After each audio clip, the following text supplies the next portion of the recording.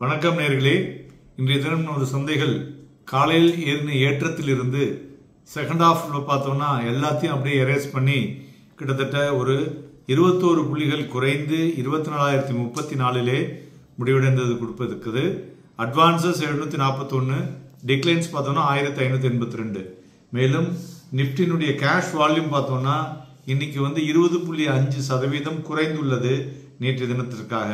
மேலும் பிராடர் மார்க்கெட்டில் இருக்கக்கூடிய நிப்டி மிட் கேப் பார்த்தோம்னா டவுன் பை 2.11%, ஸ்மால் கேப் 2.29% விழுந்திருக்கு. ஸோ மார்க்கெட் வாலட்டிலிட்டி இண்டெக்ஸ் இன்னைக்கு மறுபடியும் ரேலி ஆயிருக்கு 2.17%, but closing below 15. So but இருந்தாலும் ஸ்டில் இட் இஸ் இன்க்ரீசிங் இந்த மார்க்கெட் வாலட்டிலிட்டி என்று எடுத்துக்கொள்ளலாம். ஸோ மார்க்கெட்டினுடைய பிராடர் மார்க்கெட் சென்டிமெண்ட்டை பார்க்கும் பொழுது still indicating on the negative sentiment because of the advanced decline ratio. செக்டாரை பொறுத்தவரை பார்த்தோம்னா இன்றைய தினமும் எந்த செக்டாரும் டாப் கெய்னர்ஸ்ல வரல.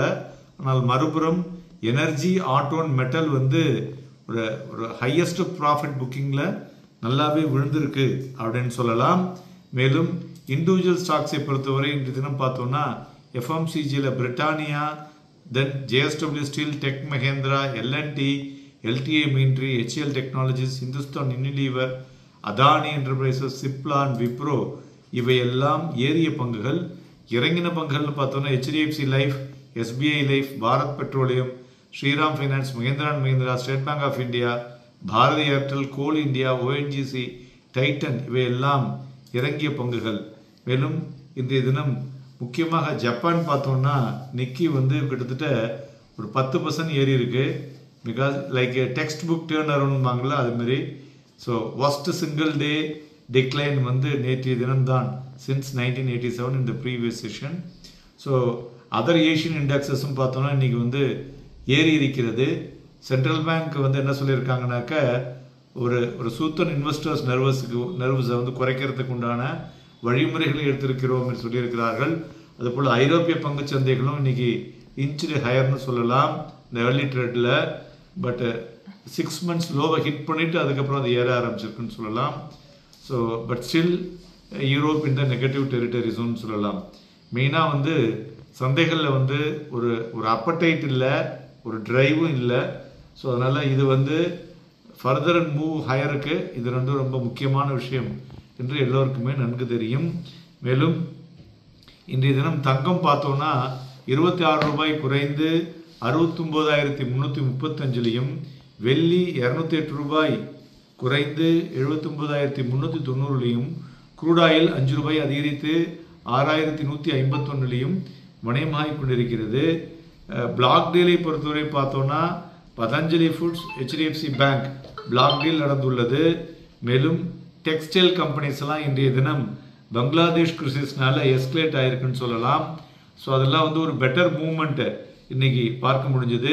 ஏனென்று பார்த்தோமேயானால் இன்டர்நேஷ்னல் பையர்ஸ்லாம் they shift their focus to the other countries. So அதனால் ஆல்டர்னேட்டிவ் மார்க்கெட்னாக்க இந்தியாவுக்கு தான் வரணும். அதனால் இந்தியாவில் இருக்கக்கூடிய டெக்ஸ்டைல்ஸ் கம்பெனிஸ் எல்லாம் ஒரு பெட்டர் பர்ஃபார்மன்ஸில் இருக்குன்னு சொல்லலாம். மேலும் பிரெண்ட் க்ரூடு பார்த்தோன்னா இன்றைய தினம் டவுன் பை 51 cents, $77.43 per பேரலாக நடைமுறையாகிக் கொண்டிருக்கிறது. அதுபோல் ஜப்பானுடைய minister of finance to discuss international ஃபைனான்ஸினுடைய இன்புட்டை பேங்கிங் சிஸ்டத்தில் என்னெல்லாம் இம்ப்ரூவ் பண்ணணும் அப்படிங்கிற விஷயமாக பேசியிருப்பதும் குறிப்பிடத்தக்கது. மேலும் நமது இந்தியாவிலே பேங்கிங் சிஸ்டத்தில் லிக்விடிட்டி இம்ப்ரூவ் ஆகிருப்பது குறிப்பிடத்தக்கது. 1 year ஹையை தொட்டிருக்கிறதுன்னு சொல்லலாம். மேலும் டெக்னிக்கலாக பார்த்தோம்னா இன்றைய தினம் நிஃப்டி 1 கோடி வால்யூம் நடந்திருக்கிறது. ஃபியூச்சரில் 2:30 மணிக்கு ஒரு லோ தொட்டுது. அதாவது you want to say exactly market பார்த்தோம்னு வச்சுக்கலாம், காலையில் ஒரு நல்ல ஹை, இன்னைக்கு டேஸ் ஹை 24,382.60, ஓப்பனிங் 24,189, இன்னைக்கு டேஸ் லோ 23,960. அதுதான் கிட்டத்தட்ட அரௌண்ட் 2:30 மணிக்கு இந்த 23,960 தொட்டு மறுபடியும் மேலே போய் 24,034 முடிவடைந்திருக்கிறது. இன்னைக்கு ஹைக்கும் லோக்கும் பார்த்தீங்கன்னாக்க கிட்டத்தட்ட 422 புள்ளிகள் டே ஹை அண்ட் டே லோக்கு. ஸோ அதுமாரி பேங்க் நிஃப்டி வால்யூம் பார்த்தோம்னா பிலோ ஆவரேஜ்.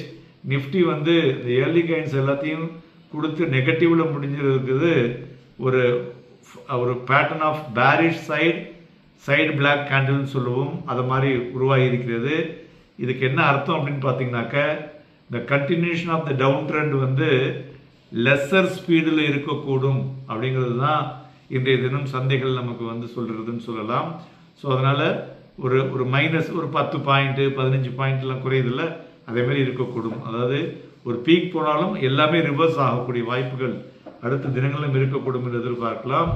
நிஃப்டி வந்து 23,667 ஸோ அப்படிங்கிற பிரீச் ஆஃப் த சப்போர்ட் 23,894க்கு கீழே போச்சுன்னா அதை டச் பண்ணக்கூடிய வாய்ப்புகள் அதிகமாக இருக்கக்கூடும்.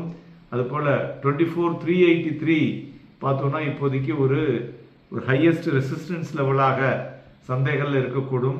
ஸோ இந்த நியர் டேர்ம் 24,383 to 23,894 இந்த 2 லெவலுக்குள்ள தான் ட்ரேட் ஆகும்.